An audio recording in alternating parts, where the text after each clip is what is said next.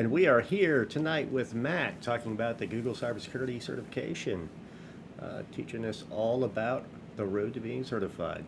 Off to you, Mac. Thank you, Magus. Thanks everybody for joining. I want to talk about. I just want to talk about the Google Cybersecurity Professional Certification that Coursera offers in partnership with Google. This is my first certification, and we'll talk about how I got there. I'll introduce myself first. I'm fairly new to the group, so my name is Ryan Mac. Real name is Ryan McCauley, so that's where Mac comes from. I like LinkedIn, so there's my QR code to LinkedIn. I'll give a little bit of my background. I think that's relevant. So I have my associate's degree in IT that I got right out of high school from a really tiny college in La Plume, Pennsylvania, near where I grew up. After I left school, I was an IT manager for 8 years, doing a lot of break fix, just undoing paper jams and replacing batteries and wireless mice. I wanted something more, and I ended up moving to a company that is an MSP, and they're very security focused, a lot of HIPAA compliance and FINRA, things like that. But mostly I've worked with Microsoft servers and VMware and just other people's software, putting the pieces together to make them work. So I've gotten tired of it. You know, I'm stumbling into security partly from the job that I have now, wanting to know more about it. I have to give Jesse credit for finding Null404 because I found his talk on Waza, and he did such a great job. I thought this place was so cool, so I joined. So it's awesome. All of you guys have been such an inspiration. I'm trying to find a new job, and finding a new job is really hard. So some of the things that I've learned is experience doesn't really matter when you're trying to find a new position. A lot of colleagues and people that I knew in the industry said having a bachelor's degree or master's degree doesn't really matter in IT. It's all about the experience that you have and certifications. Job post sites, they filter out, like job posts are so smart now. They're looking, there's these questions like here, do you have CompTIA? This is an entry level job. Do you have a CompTIA Security Plus cert? If you say no, your resume is probably not going to get looked at by anybody. Same thing goes with resume ATS, which I've just learned about this year. And it's just kind of like, a program that scans resumes and discards the ones that aren't relevant enough. So I'm capped with my degree. I have an associate's degree. I can't really get anything better than what I've got. So I figured it's time to start doing certifications. So I heard about the Google Professional Certificate, and it's for absolute beginners for sure. It's designed for people who really just are moving into the industry from like no experience. It was fine for me. I started this program, and I knew most of what they were talking about just because I've been in it for the last few years. But it was nice to get filled in the blanks of things I assumed, or acronyms I didn't really know what they stood for. I just knew what they were. It does cover the content that's in Security Plus, and we'll get into that a little bit more as we go here. But this cybersecurity professional cert it covers CompTIA Security Plus. So it's an easy way to kind of ingest the information that you'll need for that test. In addition to Security Plus, there are like SQL and Python courses inside of this class. And as you go through the class, there are recommendations for how you can build your portfolio. the very last section of the course is finding a job. What really hooked me was this CompTIA voucher for the exam. So when you complete this certification, you get a voucher for 30% off CompTIA's Security Plus exam. So I figured, I couldn't lose, get a bonus certificate and 30% off a kind of expensive test. So these are the courses in the course. And you could see it's all basic entry-level stuff, foundations of cybersecurity,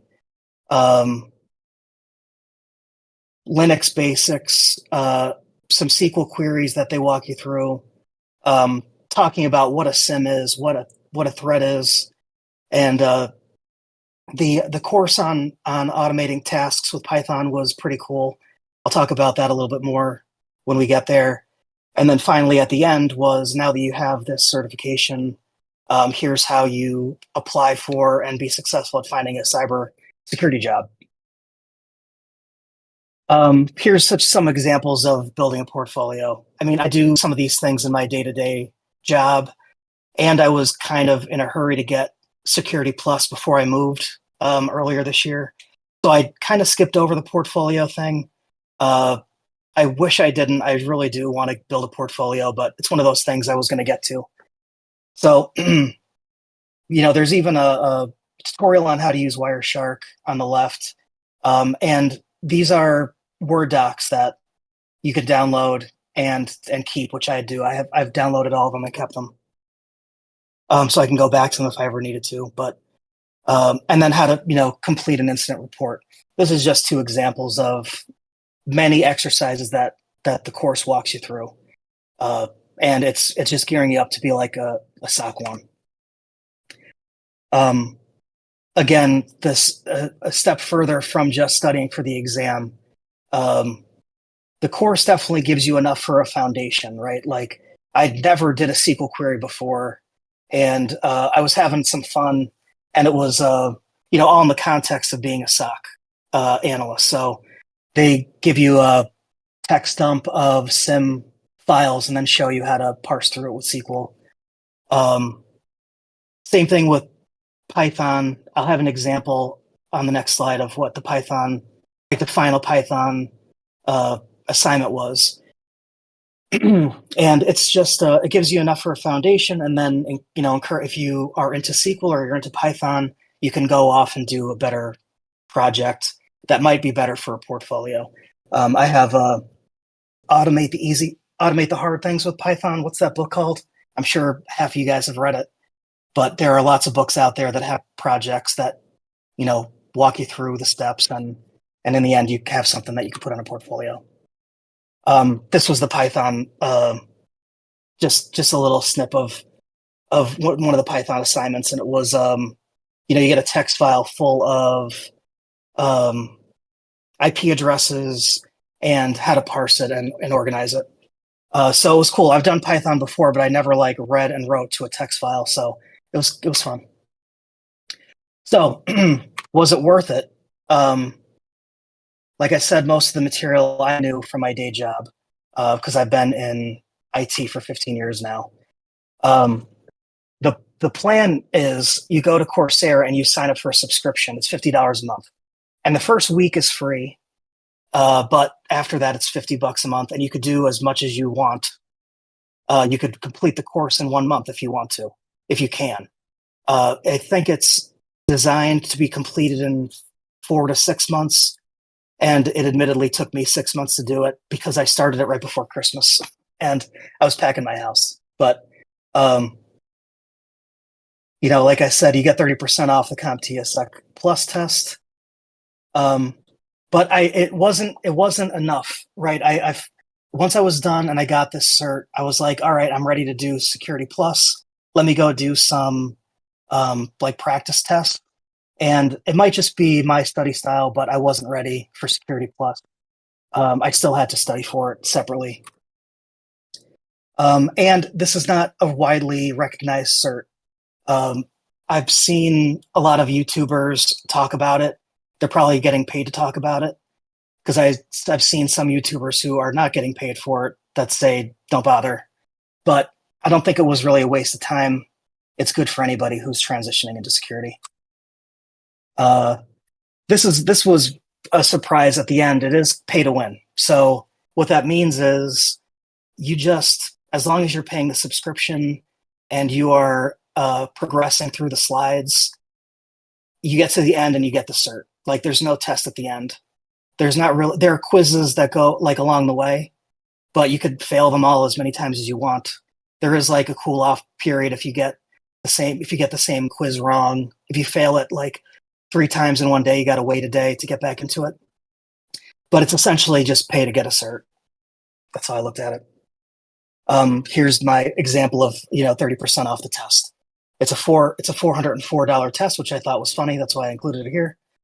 And 30% off takes you down to $282.80. If anybody wants to take Security Plus, there's the discount code for the rest of the year. So you can take that. It's at the top of the slide too. Also, a lot of the course was watching videos of Google employees talking about the subject. It had some good pacing where it broke it up, and like there were interviews with real life, Google engineers, and they talked about their job. But you could watch all these videos on YouTube for free. There's the QR code to get to that playlist. You would just be missing out on the documentation that comes with it. But in the end, I got it. I got my Google cybersecurity cert, and then 2 months later, I got my CompTIA cert. So that's it. That was my journey to certifications. So does anybody have any questions about the journey?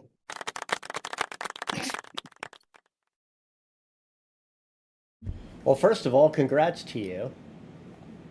Thank you. It's always great when somebody, pluses up and gains more skills. So, hell yeah, that's awesome.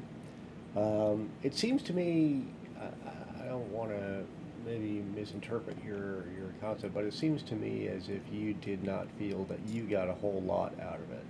Would that be a fair assessment? I had a lot going on. So I didn't have like the focus that I wanted to have in it, but I did enjoy it. And I like, I work with a sim every day, and I rely on other people to kind of find stuff for me. Mm-hmm. So it was nice to get dip my toes into SQL, and I've been dying to get back into Python. So it was cool to kind of be forced through it. And that's when the course is over. Like I said, it gives you a foundation. You can decide what you want to work on more. I've been chomping at the bit to help Null with Python projects. I just have a lot going on in the day-to-day life. So I wouldn't say that I regret taking it, but I'm pretty sure anybody on this call doesn't need to take it. That's what I would say. If you want to get the certs under your belt and on LinkedIn, getting the CompTIA cert, I think, holds more weight. That's my opinion. Okay, fair enough, man. Fair enough. Mm.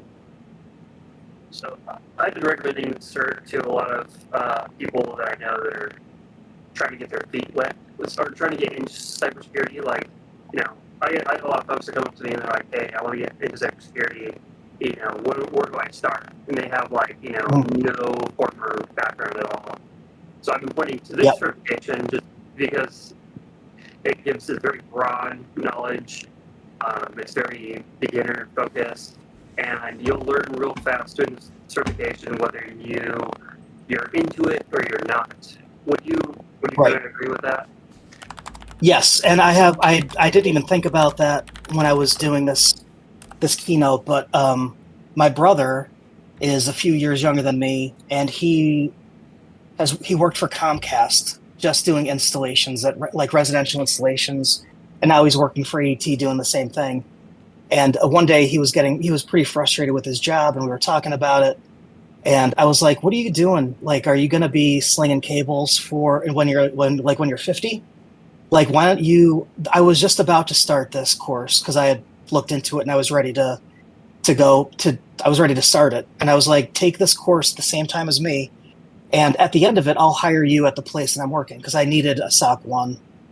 And I was like, I was pretty confident from the research that I had done that this would get people there. And I was like, finish that cert and I'll hire you. You come work for me. Unfortunately, he it wasn't for him, but he learned that it wasn't for him during the course. He took like the first two, I think. But yes, if anybody who's like doing anything else besides security right now wants to get into it, I would say it's a good way to get started, for sure. Kind of adding. Oh, go ahead. Sorry. I was gonna say, just kind of adding on to that. I feel like at the price point, especially compared to something like Security Plus or other certifications that are out there, it allows people to pay a little bit, see if they like it, and if not, great. But if they do, then they have kind of a discount to move forward in that career. So, great. Yeah.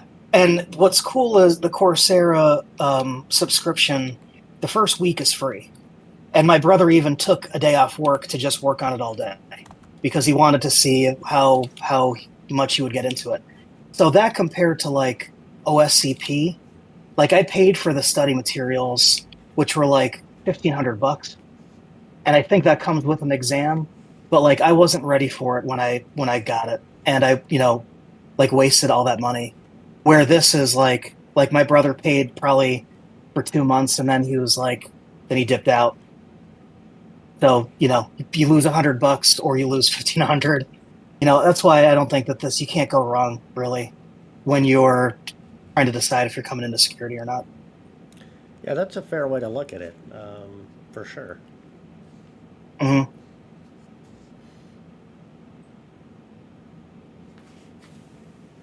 Cool. Anybody else have anything they'd like to add? So, Mac, I have a question for you on what is your next cert you're looking at? Yeah, that's a good question. I would like to, I transitioned into Try Hack Me, and I'm like doing the junior pen tester, and it's because at the place I work, I'm the manager of cybersecurity, so I'm really hiring people who know more than me to get some jobs done, and we have 2 part-timers on our red team, and we just got like 3 engagements, and both of them are like, I'm too busy to work on this. So I was like, how quickly can I learn like OWASP to do a web application pen test? So I would love OSCP. I told my wife that if I got it before next DEF CON, I'm going to Vegas next year. So that might be the next one. I got something to add. So when I was kind of looking at certs, Sinek directed me over to a really nice kind of a grid in a way, like a big chart. I don't know if he still has it around, but basically seems like I think it took chapters out of was it CISSP or something, and it just had like a whole constellation of like hundreds of certs and breaks them up into, I guess, the chapters of the CISSP or something. Anyway, but it kind of gives you an idea of the different areas you can get into in cybersecurity, threat hunting versus, just whatever, right?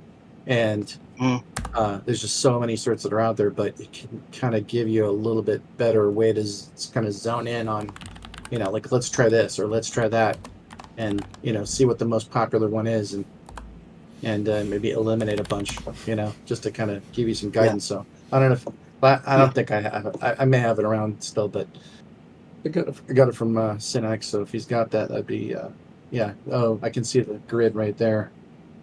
There you go, Magos.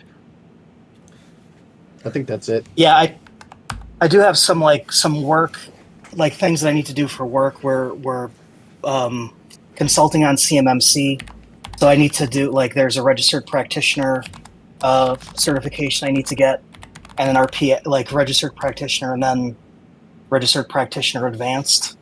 Like those are what I'm kind of need to study for next. But CISSP has been on my radar, and yeah, I know that I've seen this chart before, so I gotta take another look at that. Thanks for linking it. And Penguin, yeah, like luckily I have one of the guys that works for me is more into red teaming than I am, so I took his responsibilities away from him and just had him focusing on the pen tests.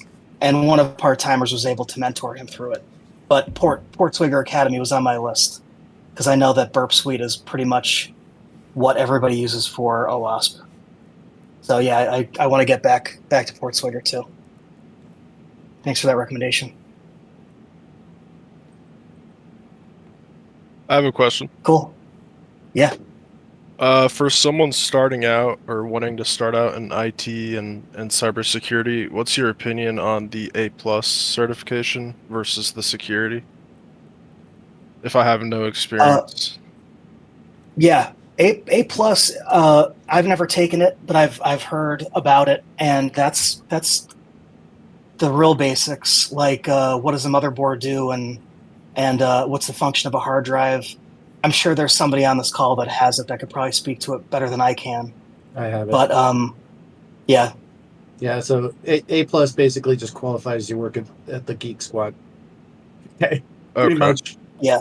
Taking PCs apart and It's great for fundamentals for PC in and yeah, out. that's what. Yeah, it's good. Sure. Yeah. But I felt that I could skip it, and at my in my road here. It never had any impact on my career at all. Well, I will say, if you have one shot for a cert, I would say go for Sec Plus if you're trying to transition to cybersecurity. Like if you can pass Sec Plus, like you're probably okay. But if you're worried about your fundamentals, maybe look at the other certs. Okay. All the jobs that I looked for that I loved, and I really hoped would call me, like from analyst to like DevOps engineer, all require Security Plus. So it's definitely seems to be a must-have in the job industry. Yeah, definitely get the A+ if you want to do help desk. Like, it's amazing for help desk Right. and troubleshooting computer stuff. And then, so once I get my foot in the door, then maybe go for the Security Plus. Yeah, and then Yeah, and probably go for CISP right after that. That's what I did.